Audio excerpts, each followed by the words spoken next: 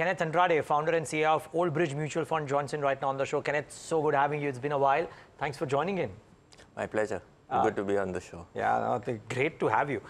How do you view the current landscape, Kenneth? Did 2024 mark the end of a previous bull run, if you will? Are we setting the stage for a new cycle, or is it difficult to predict that right now because of the glorious number of uncertainties, including Donald Trump around us? Well, there are a lot of uncertainties, which is why we are in this position at this point in time. But it's been a while since the market's actually consolidated. And I mean, if you put all statistics together with number of lows, price earning multiples actually coming off, we're probably 1 year away from this consolidation point. See, I don't expect markets to go for to react very negatively despite incremental bad news. Okay. But it needs to take our time at this place. Okay. You have struggling domestic macros. You've got weak commentary coming up from the rest of the world. But the biggest positive to this entire change that is happening domestically and internationally is, I think now you're going to see a significantly massive capex cycle, not just in India, but in the rest of the world. And this is the time where the international, or should I say, the developed markets have started putting money to work. So the capex cycle is around the corner. It's going to be a bigger one than you've seen last time. What's going to benefit? How are we going to feed into that supply chain? I think the landscape's pretty much open. So look at it from in this consolidation round, how do we feed into that supply chain? It's more of an opportunity than any risk that you're actually looking at. That's interesting you say that, Kenneth. So, I mean, yes, Europe, Germany led a large capex, China presumably large capex. India, we've shown a tilt towards also favoring the consumer in the budget gone by. But yeah, the capex spend still stay at about 11.5 lakh crores. So when you think of a large capex cycle, is it the turn of companies which feed into the global cycle? Because you always say that look at that as a wider piece, which benefit out of it, or do you believe India at large also will go a heavy capex cycle continuously and that will benefit? So just let's step back a little bit into financial history. 2000 India tech, you had a tech boom, but that participated in what happened in the rest of the world. 2007, 2006, 7, and some part of 8, it was a commodities capex cycle driven by the Chinese, and India participated with the second largest, fastest growing. So you need a consolidation. You need a consolidated global shift in capital towards one particular industry or one particular segment of the marketplace, and that's how we will participate. Okay, I'm not too sure that the consumers in any part of the world is coming back, because if you have government spending that's coming at this stage, if you have corporate balance sheets that are going to expand, it's going to be I would say it's going to be a tad inflationary, and inflation is not very good for the consumer cycle anywhere in the world. So if I can say, incomes will just match inflation, which doesn't give you a higher spending power. And if you look at the commentary even in India, right, people do not lower their consumption volumes. What they do is they shift preferences from a aspirational product to something more affordable. I think that's the cycle that we're going through. We're going through down trading, if you might want to call it, and this is going to be sticky for a while. So Kenneth, an interesting aspect that you pointed out towards is the cycle that we are seeing with regards to the capex part of it. Now, taking your theory into consideration and the way you invest, do you think now is the best time to stock pick at the bottom? And if so, which are the sectors will you start your exposure to? I mean, I'm not the first one to say it, and I'm not the only one who's going to say it also. Look at where governments are expanding balance sheets, and that's the direction that you need to head. And that's at the macro aspect of it all. If you're going stock picking, honestly, we got a preference to businesses that are at the lower end of their industry cycle, or the opportunity in every industry is large, but then every industry goes through cyclicality, and we need to pick those businesses out. Of course, we like growth, but growth is embedded in how that industry will be over the next probably 5 years or the next decade. And our preference has largely been not so much domestic focused businesses. I mean, we got a fairly large weightage on pharmaceuticals.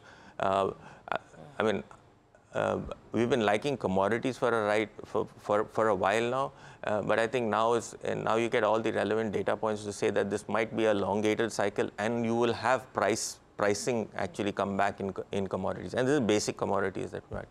And engineering might see an uptick, but those valuations are fairly stretched. So it doesn't fall in our universe of companies, but it could be something that would come through. Kenneth, I just want to go back to your first response where you said that you are actually seeing an opportunity. And if you could expand on that opportunity from the Indian context, where we've come off a fair bit or more pain before that opportunity kicks in. And people who are watching this and want to hear, your view would want to know, how do you spot that opportunity right now? There's a lot of confusion, right? Every day you wake up and there's a whole different story about tariffs happening, not happening, regulatory issues coming in. It's a bit of a scary place right now, the Indian markets. Well, it's not different from what we've all experienced over the last 10 years, right? Yeah. You wake up to a pandemic, you wake up to regulatory changes or tax changes in the system. So that's what's happened over the last 8 years or 10 years. And I think that's continuing to happen.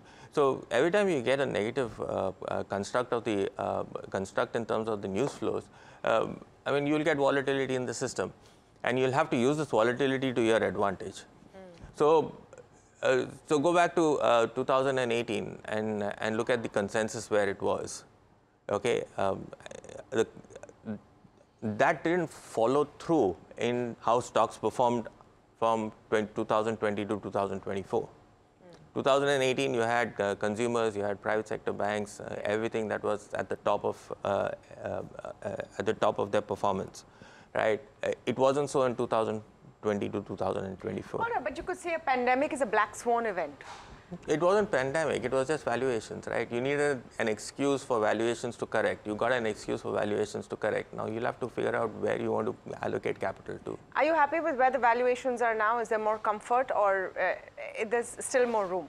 See, if markets remain where they are for the next year, maybe 2 years, you're staring at 17 times 2027. And that's why we've historically been. So what I've also said is that we've been waiting for a consolidation around these levels. Yeah. Corporate balance sheets are nowhere close to anything going insolvent. Yeah. No. Okay. Yeah. No. And as long as you have insolvency risk off the table, a business is in continuity. Yeah. Now you're looking at how you will grow. So you just have to have a moderation of expectation levels, which is happening right now. Valuations are correcting, whether they'll go back to 17 times, whether they'll go back to 20 times, or they'll stop at 20 times. I'm not even sitting on the judgment seat on that. But there, within that, you have to look for spaces that will do well. And there are a lot of industries and a lot of companies that have done nothing for the last 4 years.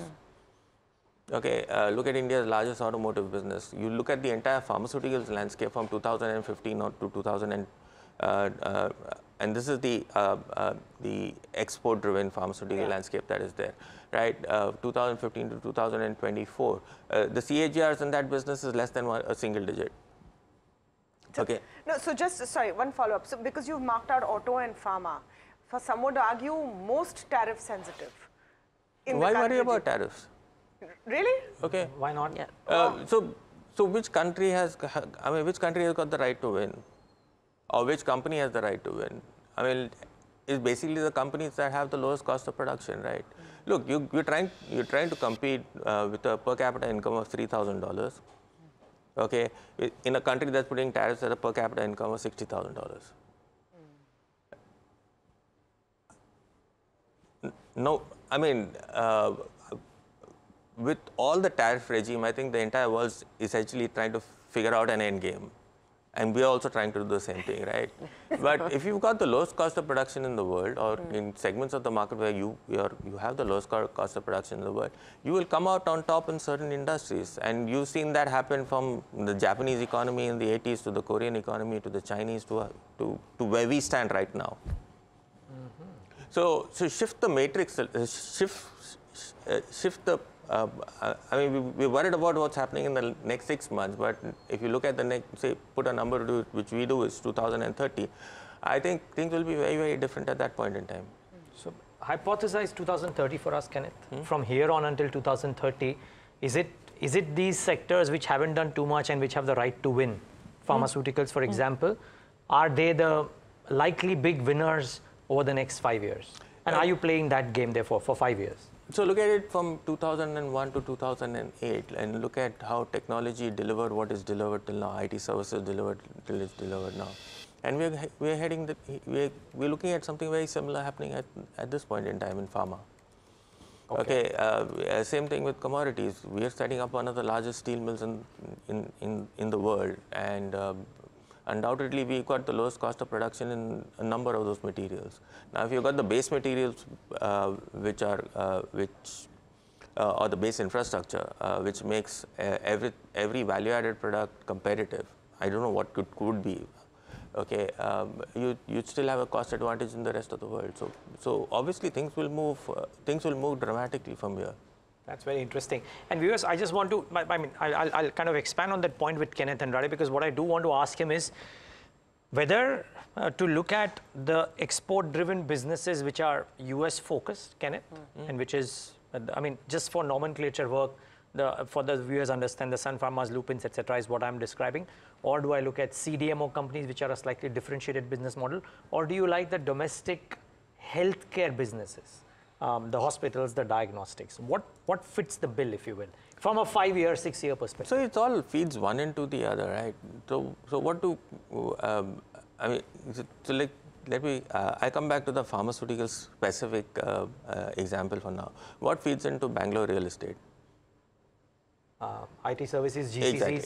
Yeah, exactly. So how does per capita income come up anywhere in any part of this country? You need an industry to drive per capita income. I would be very worried about Bangalore real estate by that measure. No, but sorry, but finish your point, sorry. So you need large industries, and you need to go out and capture per capita, arbitrage wage incomes globally to domestic wage incomes and take per capita income up in those respective geographies. That's what's happened in South India, largely because of the IT franchise. It might happen in manufacturing. Within manufacturing, it might happen in pharmaceuticals first, and then progressively go forward. So as long as you traverse that way from where we are right now to a higher trending per capita GDP, all services linked, including healthcare businesses, will do extremely well. Now, valuations in healthcare are front-loaded. Wait for a cyclical change that will happen, and it will happen. And you'll get bigger opportunities and much scalable opportunities post that also. And Kenneth, the other aspect with all of these segments that we're talking about is the way you look at the broader markets as well, right? I mean, currently, if you see the portfolio, equal weightage in terms of large caps and small caps. How would you expect someone to play both these segments? Because one place the argument is, let's look at growth. One place the argument is, let's look at value. In such a market scenario, what would you pick? I know you just mentioned earlier as well that you will not ignore growth, but what will a stock picker's market be now? So we've got an affinity for businesses that have already put capex to work. Now, whether they're large companies or whether they're small companies, we are indifferent to that. Most of the small companies that we have also are category leaders. So you pick up any one of them that you want to pick up. I think one of the trading companies are amongst our top 2. But he's the largest company in India, or has a leading market share from the rest in whichever market he operates, right? So I wouldn't want to distinguish in terms of whether we are large cap or we are small cap, but we buy the largest companies on the in their particular area. Second is that how these companies invested in the past. So let's take a look at India's largest automotive passenger car vehicle. You're moving from 2 million cars to 4 million cars. Okay, but the maths doesn't add up if India's automotive demand is growing single digit. Correct. Okay, math doesn't add up. So what other markets are they heading for, and on what legs are they standing, right? Now, so if the average realization per car is about, say, 6 lakhs or 6.5 lakhs for the first 2 million cars that he sells, what happens if the next 2 million cars, the average per capita per vehicle realization is 12 lakhs? How does that change the financials, the balance sheet, the cash flow of that one particular business? Now, what's going to drive that business to get that number? Okay, and where can you get that number from? Yeah. Okay, and we all know it. I mean, it's all of this is in public domain.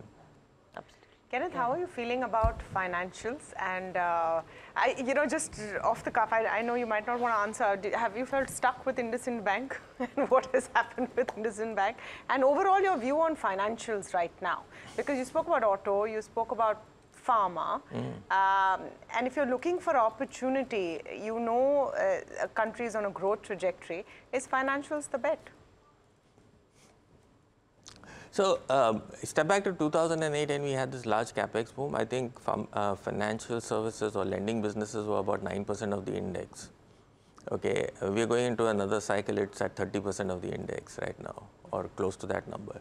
So, the first cycle we really didn't need market cap of financials to be large enough to hit that trajectory of about 10% growth during 10% nominal GDP growth during that period of time.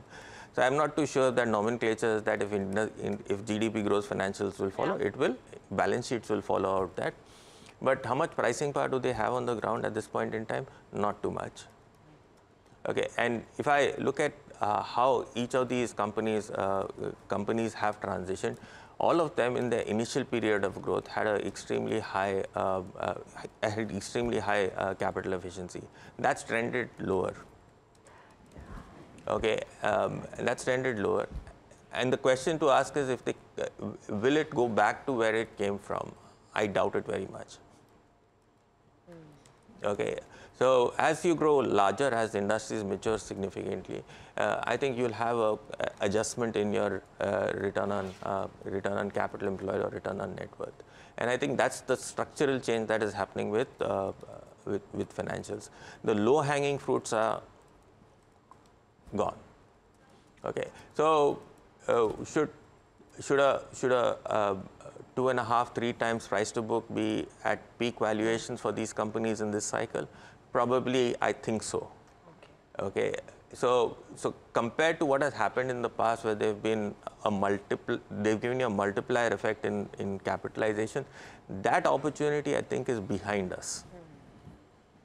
Okay, I don't know if that answers your question, but it will be a part of your portfolio, but it's not going to be, it will give you market returns. Okay, so if I have to, in terms of answering my question, Kenneth Andrade not too hot on financials. I've never been for a while. Yeah, and continuing not to be.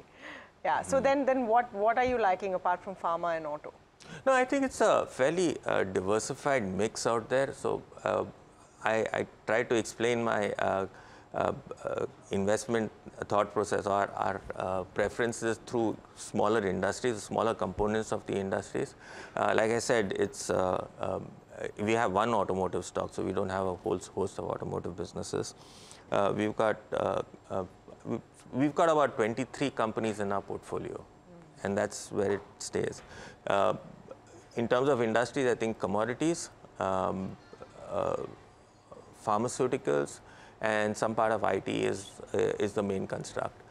After that, they are all individual companies that dominate their industry. So it's a lot more stock picking, but a lot of it is hedged against just the domestic market. I say hedged against the domestic market. If there's a slowdown domestically or macros are slowing down domestically, I think we've got enough of our portfolio is robust enough, or I think their business models are robust enough that they can go outside and take incremental market shares. One question I have is with regards to telecom. You have some bit of exposure to telecom as well, but how are you looking at Starlink's entry into India, taking into consideration a partnership with Jio as well as Bharti Airtel so far that's been announced? Do you think any landscape will change? It's good for the consumer, yes. So I'd start with it there. But But in telecom, I think this is going to be 1 year where the return on capital employed for one of India's telecom companies is going to be higher than the cost of debt. After a long time, that's going to happen. I haven't seen that happen for almost a decade. But I think we are hitting that inflection point. Pricing power is coming back. So it's a gradual change. Cash flows are going to be extremely robust. And there's no competition in the landscape. Interesting. Can I debate just one last point? And you started off by saying that it might be inflationary for the consumer, and during inflationary times, consumers don't benefit. But maybe the WPI goes up, but the CPI seems that it's not going to be heading higher. Plus, as small as it may sound, or as medium as it may sound, the 12,000 bucks per month of tax benefits seems to be directed as a benefit to the consumer. Shouldn't consumer-facing firms, be it staples, be it discretionary, what have you, shouldn't they benefit out of this over the next 12 months, 18 months, 24 months? See, that number isn't perpetual in nature. Okay, so it's not just one time. It's going to be there for a long period of time. But it's not, I don't think it's going to move the needle that much. It's not going to move the needle too much. See, inflation is extremely good for corporate profitability. That's true. So let's focus on that, right? Okay, fine. So you're choosing. Okay, you have to, because capital actually moves that way. I mean, everyone heads towards the most profitable part of the world. Got it. Okay. Kenneth Andrade, it's so special talking to you. Thank you for being with us today. Lovely having you. Thank you.